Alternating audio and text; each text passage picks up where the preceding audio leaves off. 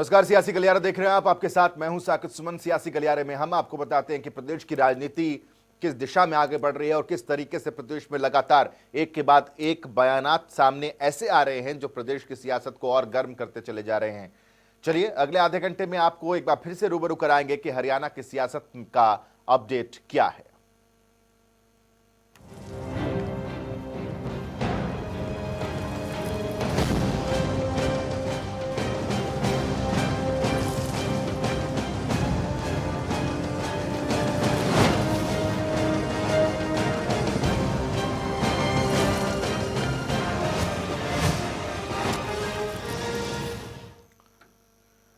इनेलो के नेता अभय चौटाला ने सोमवार को एक बयान दिया था जिसमें उन्होंने साफ तौर पर जेजेपी को टुकड़े टुकड़े गैंग बताया था। तो अब दिग्विजय चौटाला ने अभय चौटाला को आड़े हाथों लिया है और कहा है कि जो टुकड़ों की बात करते हैं वो खुद टुकड़े हो जाते हैं।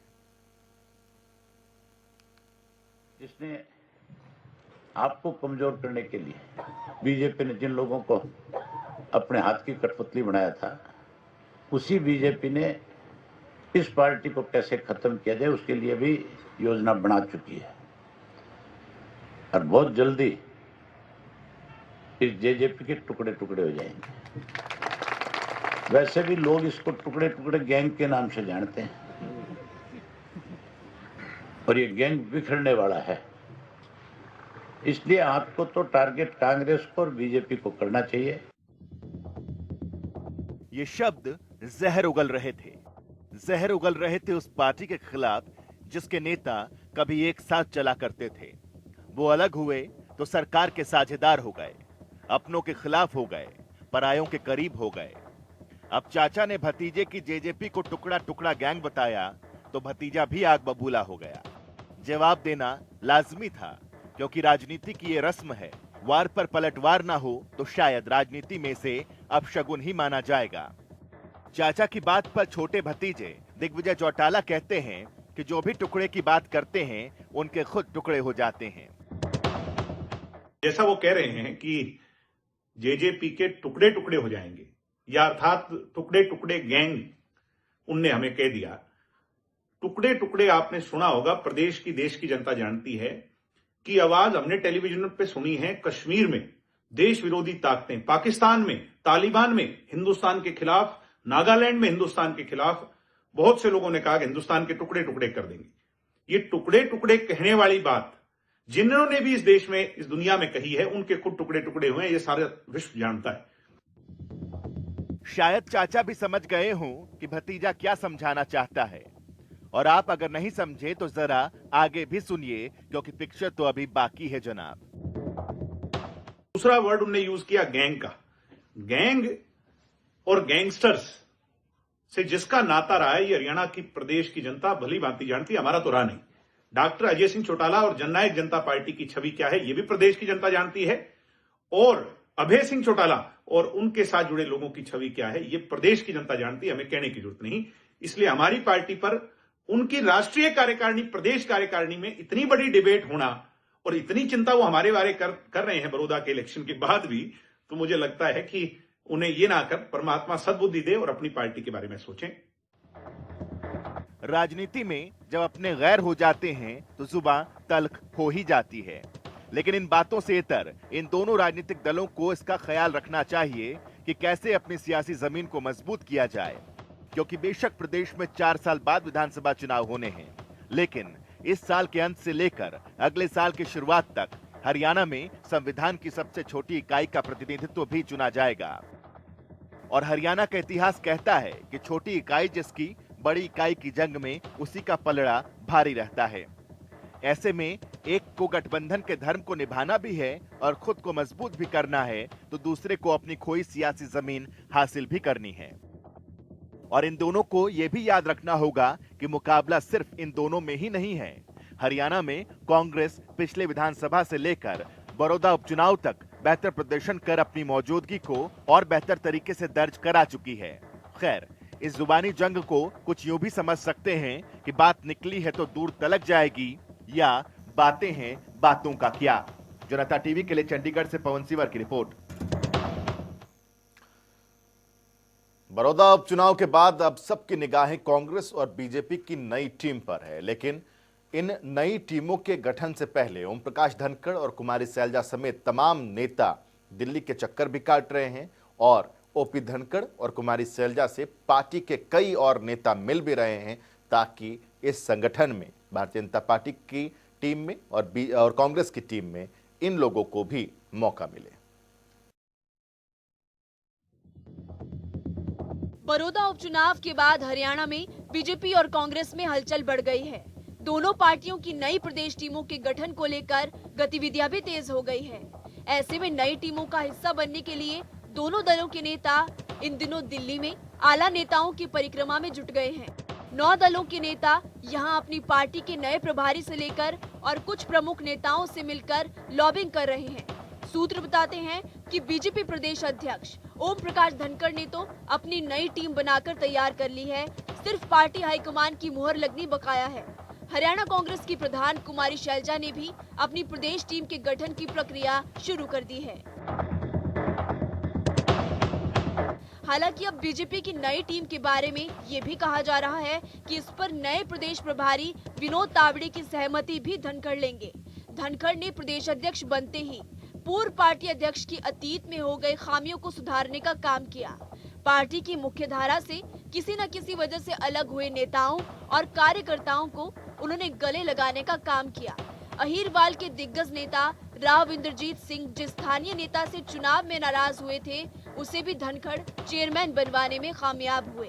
धनखड़ के खाते में ये सार्थक पहलू भी है कि उन्होंने अध्यक्ष बनने के साथ ही जिला टीम तैयार करवाकर उनकी घोषणा करवा दी है।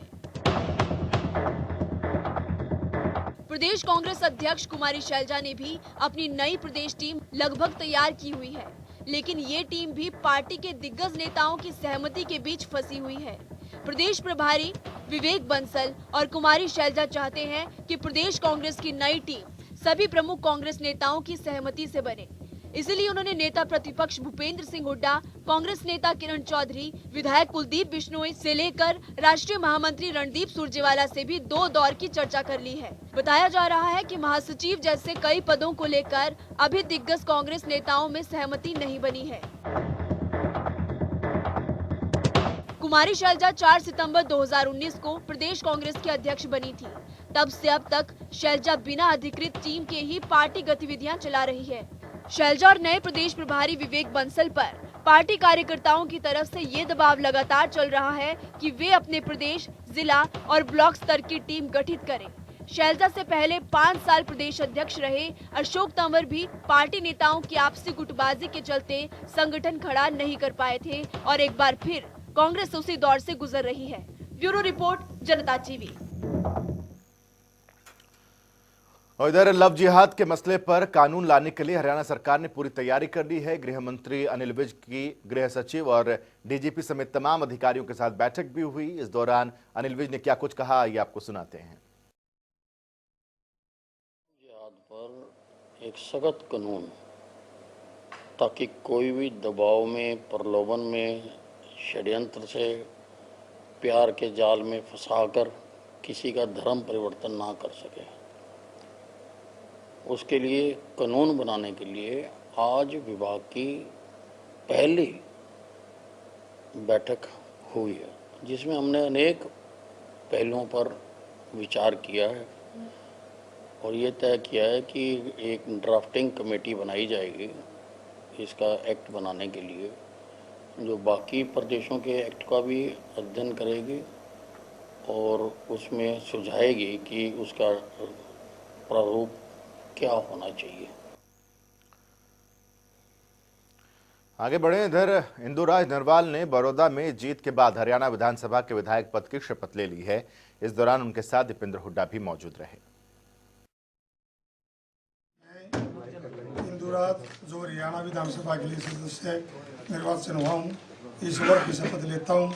मैं विधि द्वारा स्थापित भारत के संविधान के प्रति श्रद्धा और निष्ठा रखूंगा। भारत की प्रभुता तथा अखंडता को बनाए रखूंगा तथा जिस पद पर मैं ग्रहण करने वाला हूं उसके कर्तव्यों का श्रद्धापूर्वक निर्वहन करूंगा।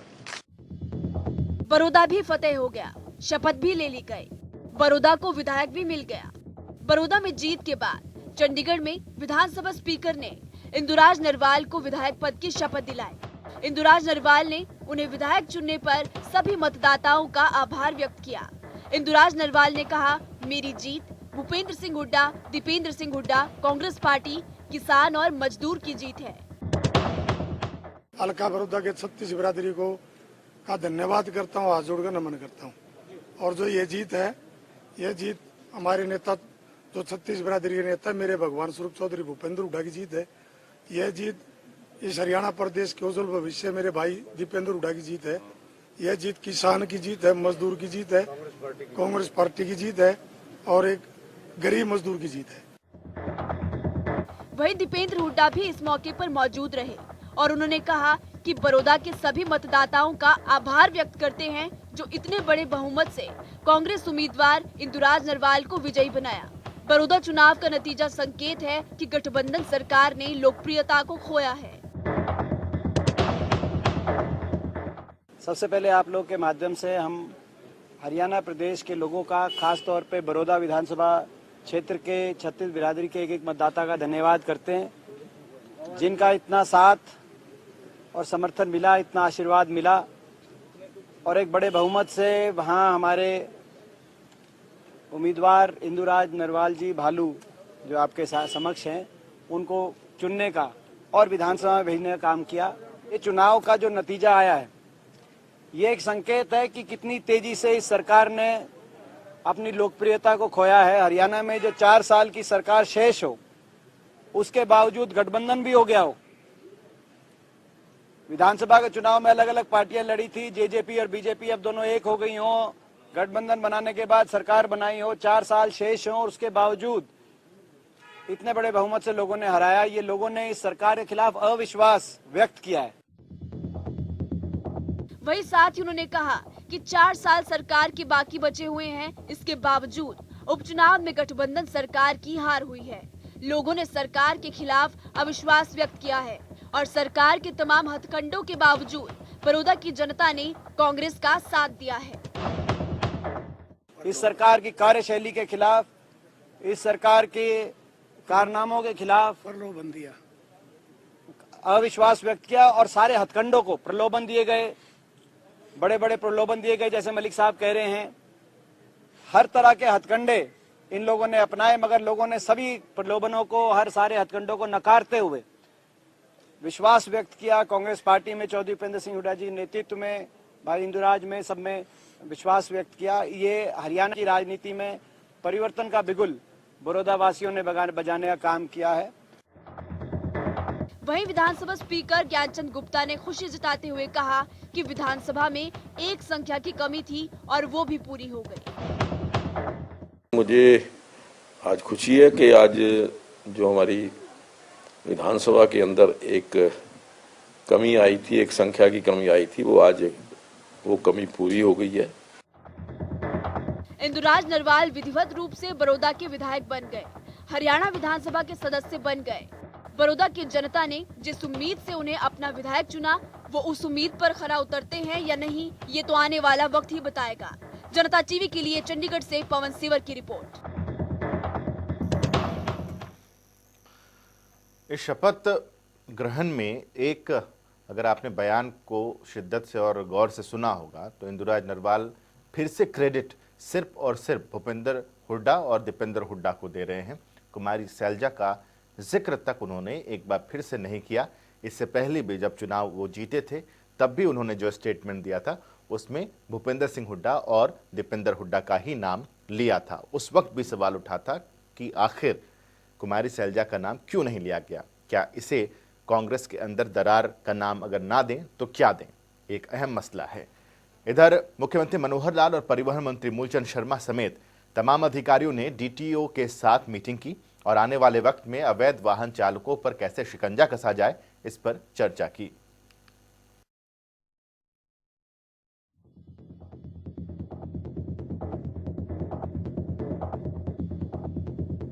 हरियाणा में अवैध बसों, ओवरलोडिंग समेत परिवहन विभाग से जुड़े ऐसे मुद्दे हैं जिन पर मंथन होना जरूरी है और चंडीगढ़ में इसको लेकर मंथन हुआ भी। खुद प्रदेश के मुख्यमंत्री मनोहर लाल ने इसको लेकर डीटीओ के साथ बैठक की और बैठक में इन तमाम मसलों पर मंथन हुआ।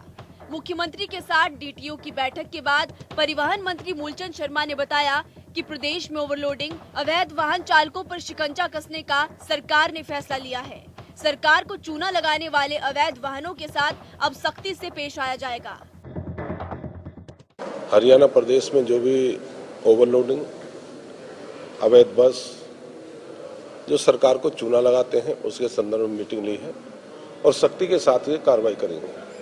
चाहे ओवरलोडिंग का मामला हो, चाहे जो प्राइवेट व्हीकल जो चल रहे हैं जो चूना लगाते हैं सरकार को, ऐसी जितने भी व्हीकल हैं उन सख्ती के साथ उनको निपटेंगे। जहां शहर में पार्किंग है, पार्किंग की व्यवस्था करेंगे। जहां अपना ट्रांसपोर्ट नगर बनाना है उसकी जिम्मेदारी ट्रांसपोर्ट नगर की व्यवस्था करेंगे, सभी डीटीओज की जिम्मेदारी है। यह पहला हमारा मीटिंग थी, परिचय था और इस तरह की मुख्यमंत्री जी ने डायरेक्शन दिए हैं। साथ ही परिवहन मंत्री ने डीटीओ को निर्देश दिए हैं कि पार्किंग की व्यवस्था और ट्रांसपोर्ट नगर बनाने की व्यवस्था पर काम करें। हम चाहते हैं व्यवस्था जो प्रदेश की ट्रांसपोर्ट की व्यवस्था उसको ठीक करें और जो ट्रांसपोर्ट के नियम और कानून उस कायदे पर ट्रांसपोर्ट और सभी मिलकर उस पर काम करेंगे। मूलचंद शर्मा ने बताया कि पोर्टेबल वेट पेड मशीन फिलहाल 42 आई हैं, जिनको प्रदेश में अलग अलग जगहों पर लगाया जाएगा। प्रदेश में परिवहन व्यवस्था के लिए जो नियम बनाए गए हैं उसके आधार पर तमाम नियुक्ति कर दी गई है।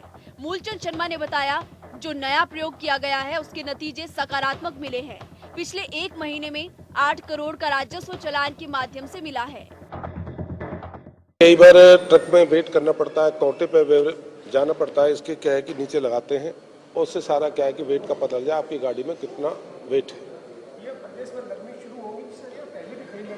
नहीं, शुरुआत करी है पहली ये मशीन 42 मशीन इस तरह की ला रहे हैं और पूरे हरियाणा प्रदेश में ये सब डीटीओज के पास और दूसरे असिस्टेंट सेक्रेटरी उनके साथ रहेंगे और पूरे हरियाणा प्रदेश में इनसे काम चलाएंगे। अभी इसके परिणाम आए हैं। हमारे कुछ डीटीओज ने जैसे बसों के चालान करे हैं, 8 करोड़ का रेवेन्यू 1 महीना में आया है। पर हम ये नहीं चाहते रेवेन्यू किसी का चालान करना, हम चाहते हैं कि व्यवस्था को ठीक करा जाए। साथ ही उन्होंने ये भी अहम जानकारी दी कि कोविड के चलते दिल्ली में रोडवेज सर्विसेज बंद कर दी गई थी, जिसे अब फिर से शुरू कर दिया गया है। रोडवेज की बसें अब दिल्ली समेत उन सभी राज्यों में जा रही है जहां पहले जाती थी। हमारी बसें जो पहले बनती पूरे जहां पे या पंजाब की बात करें, दिल्ली की बात करें, हिमाचल क्या दिल्ली खुल गया, हाँ सब टोटली खुल चुके हैं। जहां पहले चलती थी सब जगह हमारी बसें जारी हैं और शुरुआत इसकी ठीक रही है। हाँ, वॉल्वो को शुरुआत करी, कुछ बाकी हम करेंगे। अभी वॉल्वो चंडीगढ़ करेंगे, कुछ बसें सभी नहीं करी, अभी सभी बसों को जो बल्लौर से सिर्फ करेंगे। ओवरलोडिंग और अवैध बसों ने सरकार की नाक में दम कर रखा था। आए दिन सड़क हादसे और सरकार को राजस्व का चूना लगाने वालों से निपटने के लिए सरकार ने ये रणनीति बना ली है। लेकिन क्या वाकई इन सब पर शिकंजा कसा जाएगा या अवैध वाहन चालक ऐसे ही सरकार को चूना लगाते रहेंगे? ये सवाल सभी के जहन में बरकरार है। जनता टीवी के लिए चंडीगढ़ से पवन सेवर की रिपोर्ट। रोहतक में प्रदेश अध्यक्ष ओम प्रकाश धनखड़ ने बताया है कि बीजेपी अब पार्टी को और मजबूत करने जा रही है और जल्द ही 30,000 कार्यकर्ताओं को इसके लिए प्रशिक्षण भी पार्टी देगी। कब, क्या होगा और किस तरीके से इनको ट्रेनिंग दी जाएगी, इस रिपोर्ट में देखिए। बड़ौदा चुनाव में हार के बाद अब लगता है कि बीजेपी पार्टी को मजबूत करने में जुट गई है। पार्टी 26 से 30 नवंबर तक बीजेपी के 30,000 कार्यकर्ताओं को प्रशिक्षण देगी। सरकार की कार्यशैली, ताजा मुद्दे, पार्टी की विचारधारा और सरकार की उपलब्धियों के बारे में इस शिविर में बताया जाएगा। रोहतक पहुंचे प्रदेश अध्यक्ष ओपी धनखड़ ने जानकारी देते हुए कहा कि हिसार, कुरुक्षेत्र और गुरुग्राम में शिविर लगाया जाएगा और पार्टी के शीर्ष नेता भी इस शिविर में शामिल होंगे। आने वाले 1.5 महीने में हम हरियाणा में अपने 30,000 कार्यकर्ताओं को प्रशिक्षित करेंगे। हमारे 300 मंडल हैं और हर मंडल में 100 कार्यकर्ताओं को प्रशिक्षित करने का लक्ष्य रखा है। इस तरह से 30,000 कार्यकर्ता आने वाले 1.5 महीने में प्रशिक्षित होंगे। इसकी शुरुआत हम जो हमारे 300 मंडल हैं उनके अध्यक्षों के प्रशिक्षण से शुरू कर रहे हैं। उनके अध्यक्षों के प्रशिक्षण के 3 शिविर अभी 26-27 को कुरुक्षेत्र में नवंबर में, 27-28 को हिसार में और 28-29 को गुड़गांव में ये प्रशिक्षण शिविर लगाए जाएंगे। ओम प्रकाश धनखड़ ने कहा कि 26 और 27 नवंबर को हिसार में, 27 और 28 नवंबर को कुरुक्षेत्र में और 28 और 29 नवंबर को गुरुग्राम में प्रशिक्षण शिविर लगाया जाएगा। उन्होंने कहा कि प्रदेश के संगठन मंत्री सुरेश भट्ट का 10 साल का कार्यकाल समाप्त हो चुका है। अब उन्हें उत्तराखंड में बड़ी जिम्मेवारी दी गई है, जिनका विदाई समारोह था। उन्होंने कहा कि सुरेश भट्ट ने मेहनत और लगन के साथ काम किया और पार्टी को मजबूत करने में अहम भूमिका निभाई। आज हमारे संगठन मंत्री जी 10 वर्षों तक इन्होंने हरियाणा में बहुत ही अच्छा काम किया। ऐसे सुरेश भट्ट जी जो है वो उत्तराखंड मूल के हैं, वहीं जा रही हैं, वहाँ की राजनीति में उनको एक बड़ी जिम्मेवारी मिल रही है। तो उनका विदाई कार्यक्रम भी हमारा आज रोहतक में है, कल गुड़गांव में है, परसों हिसार में है और 20 तारीख को पंचकुला में है, जिसमें हमारे मुख्यमंत्री जी भी शामिल होंगे। उस कार्यक्रम में मैं भी सहभागी रहूँगा। हरियाणा बीजेपी के प्रदेश अध्यक्ष ओम प्रकाश धनखड़ ने कांग्रेस पर हमला बोलते हुए कहा कि कांग्रेस पार्टी में आवाज उठनी शुरू हो गई है और पार्टी पर सवाल उठा रहे हैं। उन्होंने कहा कि कांग्रेस पार्टी का भविष्य पहले भी अंधकार में था और आने वाले समय भी लगता है कि अंधकार में ही रहेगा। सबको दिख रहा है कांग्रेस से ऊपर से बैठती आ रही है। कांग्रेस के नेतृत्व के बारे में आवाजें उठना बहुत स्वाभाविक है और एक बार नहीं अनेक बार उठी है और कांग्रेस का ग्राफ डाउन जा रहा है, पूरे देश में ही जा रहा है और निश्चित रूप से जो कांग्रेस में लोग हैं उनका चिंतित होना स्वाभाविक है और इसलिए समय समय पर ये आवाज़ उठती है। पीछे भी जब आवाज़ उठी थी और भूपेंद्र सिंह जी ने भी एक कागज़ पर दस्तखत किए थे, बाद की लिस्टों में इसलिए उनका नाम नहीं आया, ये आप सबकी जानकारी में है। तो जब ऊपर का नेतृत्व कमजोर होता है तो ऐसी आवाज़ें उठती हैं। उन्होंने भूपेंद्र सिंह हुड्डा पर कटाक्ष करते हुए कहा, भूपेंद्र सिंह हुड्डा खुद ही शीर्ष नेतृत्व पर सवाल उठा चुके हैं। गौरतलब है कि कांग्रेस पार्टी में बिहार चुनाव के बाद अफरा तफरी मच गई है और पार्टी के शीर्ष नेता कपिल सिब्बल ने राहुल गांधी पर फिर से सवाल उठा दिए हैं, जिसके बाद विपक्षी पार्टियों को कटाक्ष करने का मौका मिल चुका है। जनता टीवी के लिए रोहतक से संजय कुमार की रिपोर्ट। तो इन्हीं तमाम खबरों के साथ सियासी गलियारे में आज के लिए बस इतना ही। छोटा सा ब्रेक, खबरों का सिलसिला लगातार जारी है।